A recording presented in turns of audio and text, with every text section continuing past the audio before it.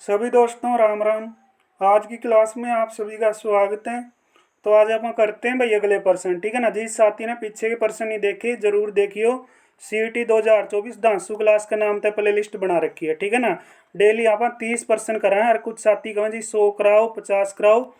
भाई एक time set कराएंगे, ठीक है ना। टाइम कौन सा सेट होगा तो लाइव क्लास का टाइम सेट कराएंगे भाई, दिवाली के बाद कोशिश कराएंगे, ठीक है ना। जितने प्रश्न अपने इस PDF में बच रहे हैं वो लाइव कर लें, ठीक है ना। टाइम तो हमें भी कमेंट सेक्शन में बता दियो, टेलीग्राम ने ज्वाइन कर लो। अरे वीडियो ने लाइक कर दिया करो यार, इतने अच्छे अच्छे प्रश्न हैं जो बार बार परीक्षा में पूछे गए। चैनल ने सब्सक्राइब कर लो।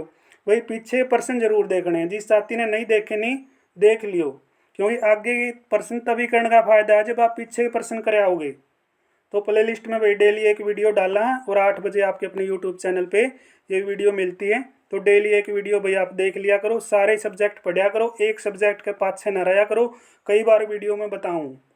तो दोस्तों आज का प्रश्न आवा है, हरियाणा में कुरुक्षेत्र का प्रसिद्ध युद्ध किसके बीच होया। जब आसान प्रश्न है, कौरव और पांडवों के बीच होया है। भाई आसान है तो क्या बात होगी, एग्जाम में तो पूछ लिया, समझ गए, ठीक है ना। देख लो भाई कौन सा टॉपिक चल रहा है। टॉपिक वाइज है वैदिक सभ्यता, तो वैदिक सभ्यता का कल वाला प्रश्न आपने कर लिया था, ठीक है ना भाई। सिरसा का प्राचीन नाम पूछा गया था।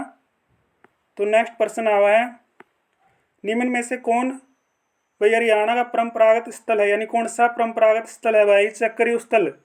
तो चक्रव्यूह स्थल पूछा भाई, चक्रव्यूह में कौन फंसा था बताइयो। चक्रव्यूह में कौन फंसा था भाई, अभिमन्यु, ठीक है ना। तो अभिमन्युपुर का नया नाम क्या है, तो प्राचीन नाम भाई अभिमन्युपुर है। तो अमीन गांव के अंदर कौन फंसा था, चक्रव्यूह के अंदर अभिमन्यु फंसा था। तो अभिमन्यु किसका लड़का भाई, कमेंट सेक्शन में बताइए। अभिमन्यु जो फंसा था चक्रव्यूह के अंदर किसका लड़का था वो। नेक्स्ट भाई, वैदिक काल के अनुसार हरियाणा का पौराणिक वंश की मातृभूमि का इतिहास रहा है। कहाँ से रहा है भाई, भरत के टाइम से, ठीक है ना। भरत वंश की मातृभूमि का इतिहास रहा है, समझ गए। सी अपना आंसर हो जाएगा। वैदिक काल के अनुसार हरियाणा को पौराणिक वंश की मातृभूमि का इतिहास भरत के टाइम से रहा है, भरत वंश की मातृभूमि का इतिहास माना जाएगा।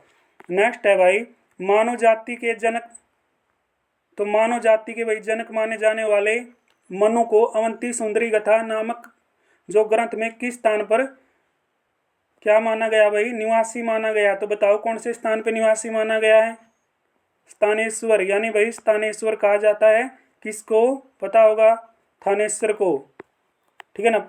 ये क्या है भाई, प्राचीन नाम है इसका, यानी पुराना नाम। नेक्स्ट है भाई, थानेश्वर का स्थानेश्वर प्राचीन नाम है, पुराना नाम भाई, ठीक है। महाभारत काल में, तो महाभारत काल से शताब्दियों पूर्व भाई आर्यवंशी कौरव ने प्रदेश में किस युग का प्रारंभ किया था भाई, किस युग की शुरुआत करी थी, कृषि युग की, ठीक है ना। तो कृषि युग की शुरुआत हुई थी भाई महाभारत काल से, ठीक है ना, शताब्दियों पूर्व। तो नेक्स्ट है भाई, हरियाणा के किस जिले में भगवत गीता की जन्मस्थली है भाई, बताने वाले बता दो यार, कितना आसान प्रश्न है, बिना ऑप्शन दे दो इसका जवाब। कुरुक्षेत्र, ठीक है ना, भगवत गीता की जन्मस्थली। नेक्स्ट प्रश्न आ गया भाई, नेक्स्ट टॉपिक था संबंधित भाई हरियाणा में बौद्ध धर्म व जैन धर्म के बारे में।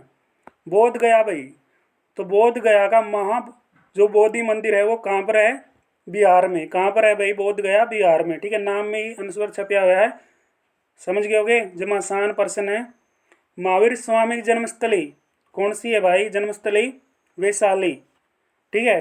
तो वैशाली के निकट कुंड ग्राम में इनका जन्म हुआ भाई। पिता का नाम सिद्धार्थ था, माता का नाम क्या था भाई, तो माता का नाम था भाई त्रिशला, ठीक है। याद याद कर लेना। 12 वर्ष की कठोर तपस्या के पश्चात तो भाई इन्होंने कहाँ पे तपस्या करी थी देख लेना, समझ गए होगे। सारी जानकारी आपके सामने है भाई, एक एक प्रश्न इंपॉर्टेंट है आपके लिए।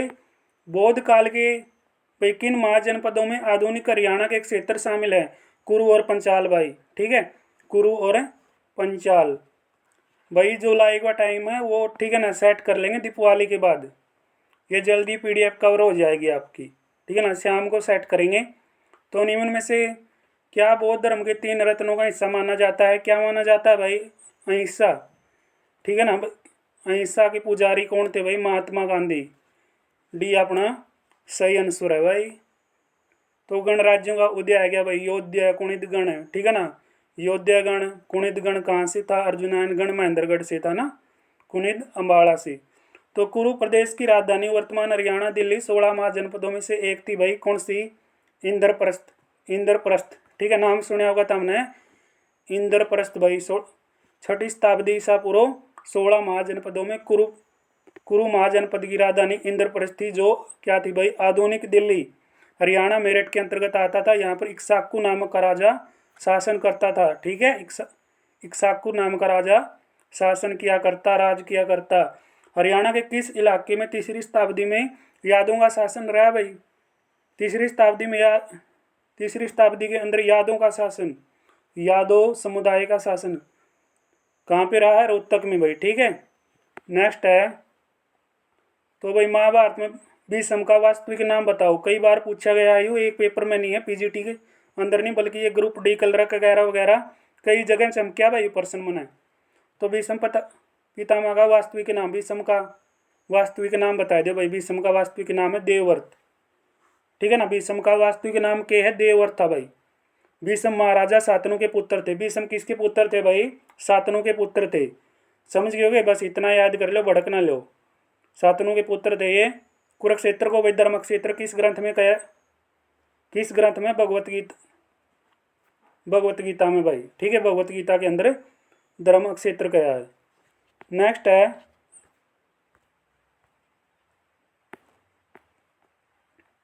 तो भगवान कृष्ण ने गीता का उपदेश कहाँ पर दिया था भाई? बताइए। ज्योतिषर कुरुक्षेत्र में, ठीक है ना। अरे बिना ऑप्शन दे दिया करो इसी संग जवाब, ठीक है ना। जब लाइव शुरू कराएंगे, जब देखा है भाई कितने वो करो भाई, तुम कितने पानी में हो, ठीक है। श्री कृष्ण ने अर्जुन को गीता का उपदेश भाई कुरुक्षेत्र में दे रखा, समझ गए। मौर्य वंश आ गया भाई, मौर्य वंश। हरियाणा क्षेत्र किस राजा के राज्य का भाग रहा है भाई? किस राज्य के राज्य का भाग रहा है हरियाणा? हरियाणा तो बिंदुसार, अशोक, चंद्रगुप्त मौर्य, प्रयोगित सभी भाई, ठीक है। तो भाई क्या पुरातत्विक खोज बताती है कि हरियाणा मौर्य साम्राज्य का भाग था? तो बताएगी भाई ये आपकी खोज, निकल जाए यार। सुंग भाई, ठीक है। के मामला आयु देखो तड़ा। आधुनिक सुंग यानी प्राचीन शहर भाई, क्या मौर्य राजा अशोक के शासनकाल में बौद्ध धर्म का एक महत्वपूर्ण केंद्र रहा? चीनी तीर्थयात्री यून सोंग के अनुसार यह जगत 10वें स्तूप और एक मठ के रूप में सुशोभित था। चुनेती स्तूप सोंग के 3 किलोमीटर दूरी पर स्थित है। यून सोंग के अनुसार इसे अशोक द्वारा बनाया गया है। कुषाणकालीन बौद्ध स्तूप के भाई भगवना अवशेष, ठीक है। भगवना जो अवशेष है वो करनाल के किस स्थान पे मिले हैं? भगना अवशेष भाई, भगना अवशेष बताओ कौन सा स्थान है? असंध, ठीक है। करनाल आ गया तो असंध ला दियो भाई, ठीक है। थोड़ा बहुत तो मैं भी बता दूंगा यार तुमने। तो हर्षवर्धन को किसने पराजित किया? पुलकेशियन द्वितीय ने भाई। पुलकेशियन द्वितीय ने कौन सी नदी के किनारे? नर्मदा नदी के किनारे ठोक दिया भाई, ठीक है, नर्मदा नदी के तट पर। तो प्रदेश का भाई थानेश्वर नामक नगर किस प्रसिद्ध राजा की राजधानी रहा है? हर्षवर्धन की भाई, ठीक है ना, हर्षवर्धन की राजधानी रहा है।